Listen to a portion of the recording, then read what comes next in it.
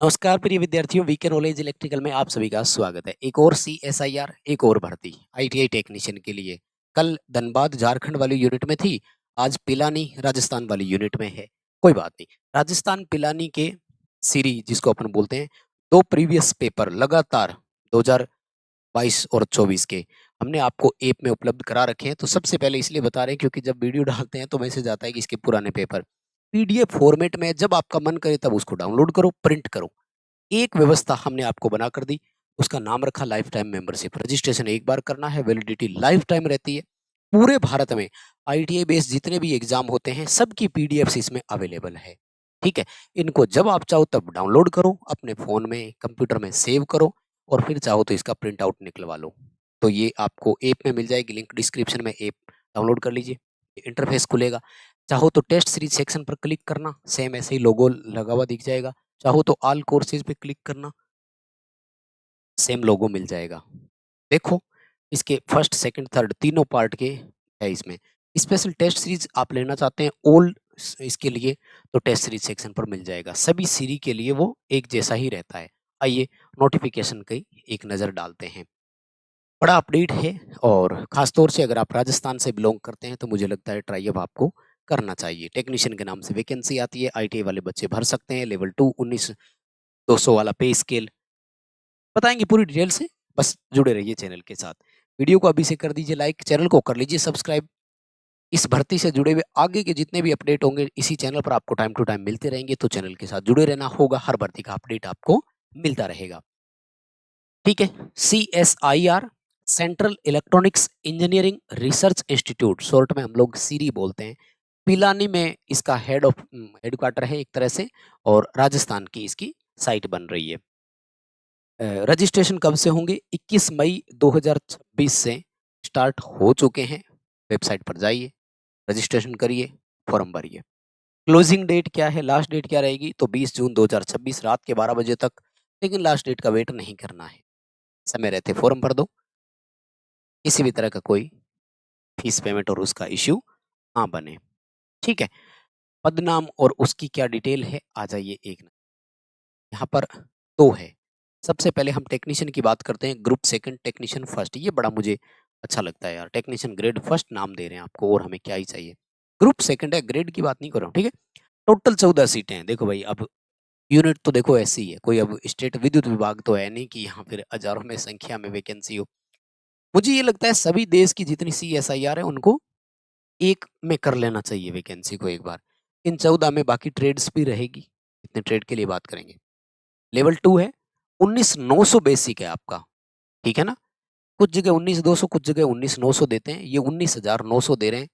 तो बहुत बढ़िया बात है, क्योंकि आपको यहाँ पर अप्रोक्सीमेट देखो 40,000 रुपए भैया, 39,700 रुपए, 728 रुपए कम नहीं होती है ये पहली सैलरी लगते ही अगर आपको मिलती है। दमखम दिखाना होगा, सीटें 5 हो या 7, आपको अपने लिए एक सीट लड़नी होगी और हक आजकल छीनना पड़ेगा। तो कंपटीशन ही एकमात्र ऑप्शन है आपके। एज का अगर मैं बात करूं तो 18 से लेकर 28 साल की एज है, और ये एज अनरिजर्व EWS कैटेगरी के लिए रहेगा। रिजर्व कैटेगरी को एज पर रिजर्वेशन छूट है। जैसे ओबीसी से अगर आप फॉर्म भरेंगे तो 3 साल, SC या ST कैटेगरी से फॉर्म भरेंगे तो 5 साल का रिलैक्सेशन आपको मिल जाएगा। फिजिकली हैंडीकैप्ड बाकी सब एज पर रिजर्वेशन जितनी छूट है वो सारी आपको मिल जाएगी। क्वालिफिकेशन बता दूं आपको, क्वालिफिकेशन है टेक्नीशियन वालों के लिए अ, एक सिंगल क्वालिफिकेशन बता दूं, फिर आगे सबका वही रहेगा, ट्रेड का नाम और उनकी संख्या देख लेंगे बस, जिससे ओवरव्यू कंप्लीट हो जाएगा। तो यहाँ पर देखो, सेकेंडरी स्कूल सर्टिफिकेट यानी 10वीं पास आपके पास होना चाहिए। लेकिन सबसे बड़ी बात जो कल वाली वैकेंसी में थी धनबाद झारखंड वाली यूनिट में, सेम ऐसे ही साइंस सब्जेक्ट होना चाहिए 10th में। साइंस में आपके पास 55% नंबर होने चाहिए। साइंस में 55% नंबर आपके होने चाहिए।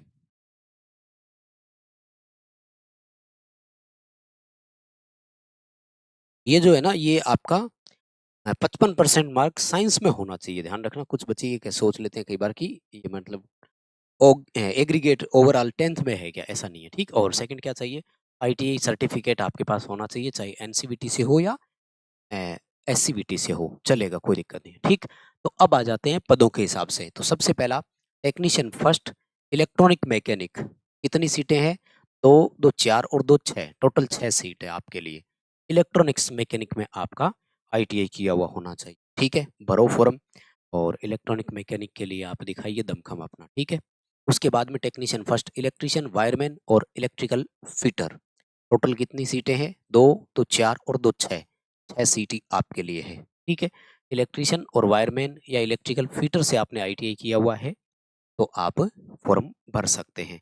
सिलेक्शन प्रोसेस क्राइटेरिया वो भी बताऊंगा, ध्यान रखिएगा। मैसून बिल्डिंग कंस्ट्रक्शन जो है इसके लिए 1 सीट है और ड्राफ्टमैन सिविल की 1 सीट है, वो अनरिजर्व कैटेगरी के लिए, बस इतनी थी आईटीआई वालों के लिए, ठीक है। अब मैं आपको बताता हूँ सिलेक्शन प्रोसेस, बहुत सिंपल सिलेक्शन प्रोसेस है।